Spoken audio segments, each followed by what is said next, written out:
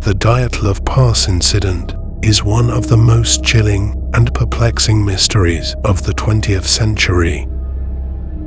In the winter of 1959, 9 experienced hikers set off into the Ural Mountains of Soviet Russia, only to meet an inexplicable and terrifying end. Their deaths have sparked endless theories, from government conspiracies to supernatural forces. In late January 1959, Igor Dyatlov, a 23-year-old radio engineering student, led a group of 8 other hikers from the Ural Polytechnical Institute on an expedition to Ural Mountain. The group, consisting of 7 men and 2 women, was well prepared and experienced in long ski tours and mountain expeditions. The trek was intended to earn them the highest certification of Soviet mountaineering, 3rd grade. The group's journey began in the town of Ivdel, where they took a truck to Vizhai, the last inhabited settlement before the wilderness. From Vizhai, they set off on skis towards their destination. Spirits were high as the group moved deeper into the snow-covered wilderness, documenting their progress through diaries and photographs. On February 1, the group made their final camp on the slopes of Kholat Syakhl, a name that eerily translates to Dead Mountain in the indigenous Mansi language. Despite the treacherous weather conditions, with temperatures dropping to -30 degrees Celsius and strong winds battering their tents, they decided to set up camp there rather than moving to a more sheltered area. As night fell, the group settled into their tents, unaware that they would never leave the mountain alive. What transpired that night remains a mystery, but the evidence discovered later painted a horrifying picture. When the hikers failed to return by February 12 as planned, their worried families demanded a rescue operation. On February 20, a search party was dispatched, consisting of volunteer students and military personnel. The search was arduous, hampered by severe weather and challenging terrain. It wasn't until February 26 that they found the group's abandoned camp on the slopes of Kholat Syakhl.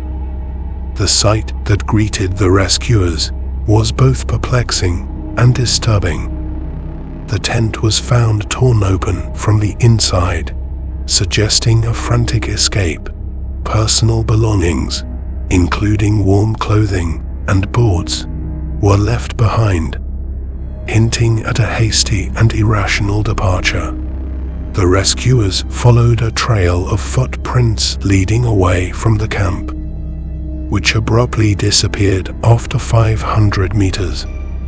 The first bodies were discovered under a cedar tree at the edge of the forest, about 1.5 kilometers from the camp.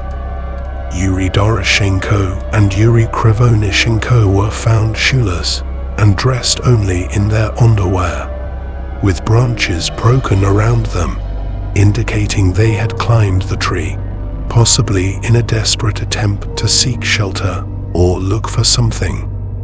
Igor Dyatlov, Sina Kolmogorova, and Rustam Slobodin were found at varying distances, facing the direction of the camp, as if trying to return.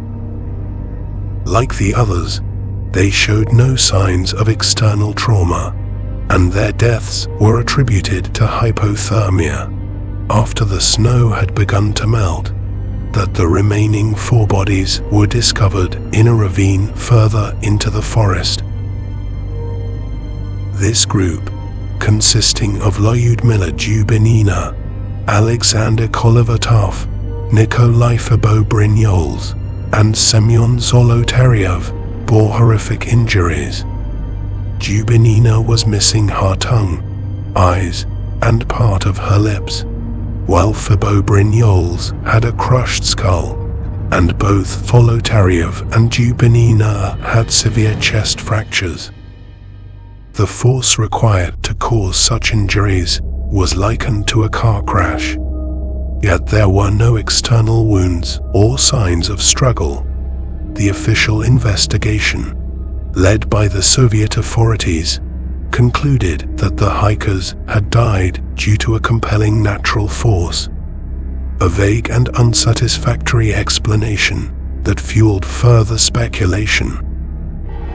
The subsequent autopsy revealed no signs of struggle, but noted that both had died from hypothermia. As the search continued, 3 more bodies were found between the cedar tree and the camp. Over the decades, numerous theories have emerged, each attempting to unravel the enigma of Dyatlov Pass. One of the most popular theories is that an avalanche forced the hikers to flee their tent in a panic. The sound of the approaching avalanche or the collapsing snow would have terrified them, prompting their frantic escape. However, the angle of the slope and the lack of significant damage to the tent and surrounding area cast doubt on this explanation. Despite numerous investigations and countless hours of research, the Dyatlov Pass incident remains an enigma. The site itself has become a place of pilgrimage for those fascinated by the unexplained, with memorials erected in honor of the 9 fallen hikers. In 2019, on the 60th anniversary of the tragedy, the Russian government reopened the investigation, aiming to provide closure for the families and the public.